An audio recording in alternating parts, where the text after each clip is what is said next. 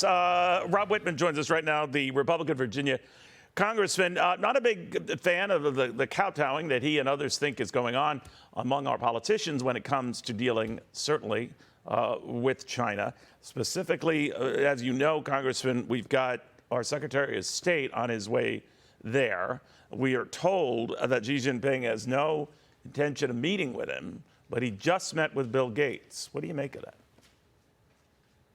Well, first of all, I can guarantee you that the conversation with Bill Gates didn't involve anything of substance. I guarantee he didn't talk to Xi Jinping about human rights abuses, about Uyghur genocide, or about the theft of intellectual property from companies like Microsoft, or these aggressive aircraft intercepts in the Air Defense Identification Zone, or these aggressive shipping counters in the South China Sea. China wants all this to be a visual. They don't want substance. They want appearance, and that's the disturbing part of this.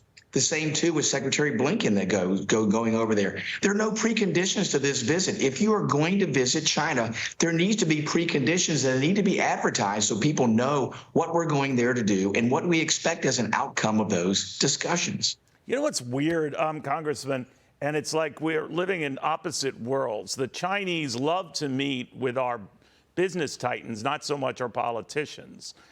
In the United States, we tend to want to meet with politicians and heads of state, that is, at the White House, not so much foreign CEOs, billionaire or not. It's weird. And China's making it very clear, we prefer your rich guys, not your politician guys. What do you make of that? Well, listen, I think it's because they've been able to get these business leaders, these tech companies, to capitulate. They've been able to force them to do things that otherwise they know our government would not agree to.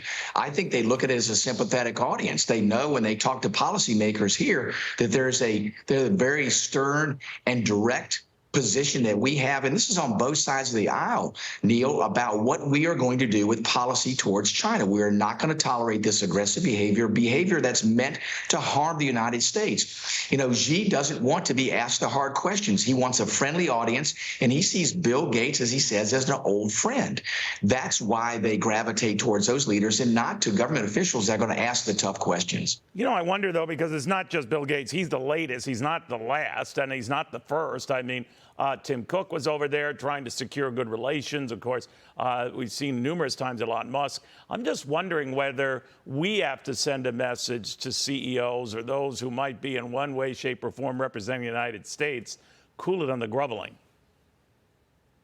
I think we do, and I think we need to send a clear message, too, across this nation to businesses to say not just cozying up to the Chinese, but also their capitulation and handing over intellectual property. Also, how investments are taking place in Chinese companies that are directly tied to the CCP, in Chinese bonds that go to fund the CCP. Neil, we are feeding the wolf that's going to eat us. This has to stop. Then how does it stop? I mean, it seems that China, by trying to woo all of these business leaders, likes the money, likes the business part. That is their bread and butter. And you would think that they would draw the connection that better relations with us secures more bread and butter. And yet, they seem to be in the driver's seat when it would appear just economically, at least for the time being, they need us more than we need them. Well, and that's exactly the case, Neil. I think our companies are so captured by the idea that they can't walk away from 1.4 billion people in the marketplace in China. But what they're willing to give up to get that, to me, is harmful not only to their businesses, but to the United States. We have to stand strong against Xi Jinping because their focus is to destroy the United States. It's not a friendly competition. For those folks that say, oh, this is a strategic competition, it is not. Look at what China is doing strategically and economically against the United States' interests around the world. If we keep giving in, they'll continue to weaken us. And one day we're going to wake up and go, how did we get here? And it's because it's like a death by 1,000 cuts. We have to stand strong and go, no, we are not going to do those things. We're not going to give in. We're not going to stand for handing over intellectual property. We're not going to stand for these investments that go to fund Chinese companies that unfairly compete against the United States. I mean, in every turn you look at this and go, this is failed policy, and we've got to get the policy right and stand strong to China. If not, their behavior is not going to change. All right, we'll see what happens. Congressman Wittman, good seeing you. Have a safe weekend.